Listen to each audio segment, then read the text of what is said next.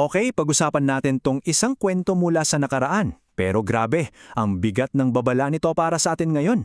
Tungkol to sa dalawang lalaki, dalawang magkaibang desisyon, at isang syudad na, well, malapit ng magunaw.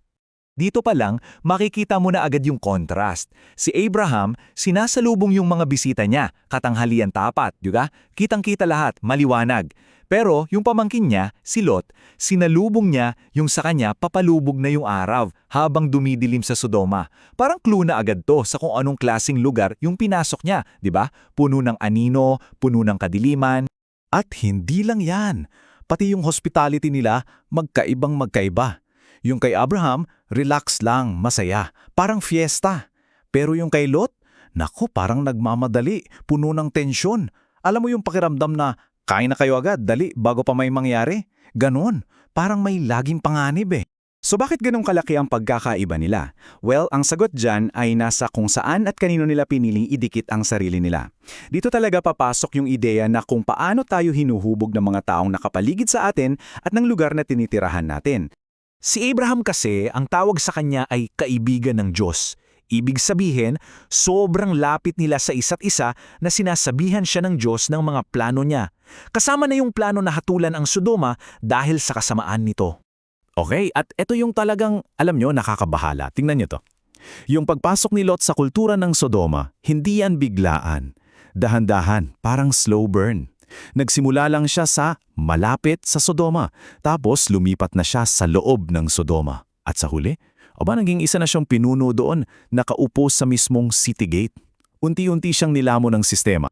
At sa mismong gabi na yon, yung mismong kulturang unti-unti niyang niyakap, kumatok sa pinto niya.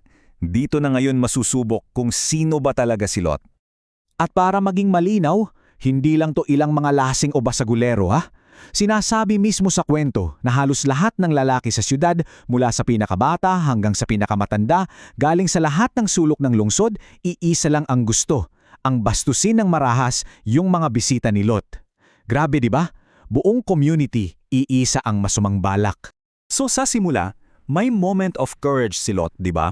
Lumabas siya ng bahay, isinara yung pinto sa likod niya at hinarap niya yung mga tao. Sabi niya, mga kaibigan, huwag niyo namang gawin tong masamang bagay na to. Pero, at ito yung pero yung katapangan na yun, biglang nawala, biglang gumuho, at napalitan ng isang nakakakilabot na offer. Sabi niya sa mga tao, teka, may dalawa akong anak na dalaga, sila na lang ang ibibigay ko sa inyo. At dito na pumapasok yung sinasabi dito, kapag ang isang virtud ay nagiging isang idolo. Yung hospitality, yung pagiging magiliw sa bisita, mabuti yan, di ba? Pero para kay Lot, naging sobra-sobra. Naging idolo na niya ito to the point na handa niyang isakripisyo ang sarili niyang mga anak para lang maprotektahan ang birtud na yon, naging baluktot na. So paano natin iintindihin to? Paano nagawa ng isang tao yon? Dito nagiging komplikado at the same time napaka-relevant ng kwento ni Lot para sa atin. Kasi ang nakakalito, di ba, sa bagong tipan, tinawag si Lot na matuwid na tao. So paano mo ire-reconcile yon? Isang matuwid na tao na handang ibigay ang mga anak niya sa isang marahas na grupo. Ang totoo, si Lot ay larawan ng pagiging komplikado nating mga tao. Sa isang banda, oo, may mga ginawa siyang tama. Tinawag siyang matuwid, nagpakita siya ng hospitality, nasusuklam siya sa kasamaan ng Sodoma. Pero sa kabilang banda, grabe yung mga palpak niya. Yung pagiging matuwid niya ay hindi dahil perpekto siya, malayo, kundi dahil yun yung katayuan niya sa harap ng Diyos, kahit na siya ay isang taong, sirang-sira na ng kultura sa paligid niya.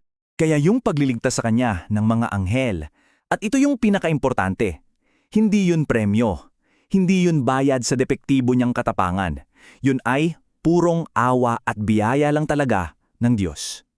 Iniligtas siya hindi dahil sa kung ano ang ginawa niya, kundi sa kabila ng mga ginawa niya. At dito na tayo darating sa pinaka-purpose ng buong kwento na nagsisilbiling isang malaking warning label para sa bawat isa sa atin. So ano yung warning? Ito, pwedeng iligtas ka ng biyaya ng Diyos mula sa kaparusahan, pero hindi nito basta-basta binubura yung mga masasaklap na consequences ng mga kompromisong ginawa mo sa buhay. Oo, nakaligtas si Lot sa apoy, pero yung pamilya niya, yung buhay niya, wasak pa rin dahil sa mga desisyon niya. Ipinapakita rin nito kung gaano kabaluktot ang solusyon natin bilang tao sa kasamaan. Ang solusyon ni Lot, isakripisyo ang inosente para protektahan ang bisita. Tingnan niyo yung kaibahan sa solusyon ng Diyos. Isinakripisyo ng Diyos ang kanyang inosenteng anak para iligtas tayong mga guilty, tayong mga nagkasala. Eksaktong kabaliktaran. Kaya sa huli, si Lot ay parang salamin para sa atin. Pinapakita niya na kahit sinong matuwid sa atin ay kayang-kayang masira ng kompromiso, na kaya nating gawing Diyos-Diyosan ng mga bagay na dapat ay mabuti lang. At higit sa lahat, ipinapakita niya kung gaano natin kadesperadong kailangan ng tulong at pagliligtas na hinding-hindi manggagaling sa sarili nating mga depektibong solusyon. Kaya ito ang iiwan kong tanong para sa'yo, para sa atin lahat. Ano kaya ang mabuting bagay sa buhay mo ngayon? Pamilya mo ba? Trabaho? Prinsipyo? Na kung hindi mo babantayan ay pwedeng maging isang mapanganib na idolo katulad ng nangyari kay Lot.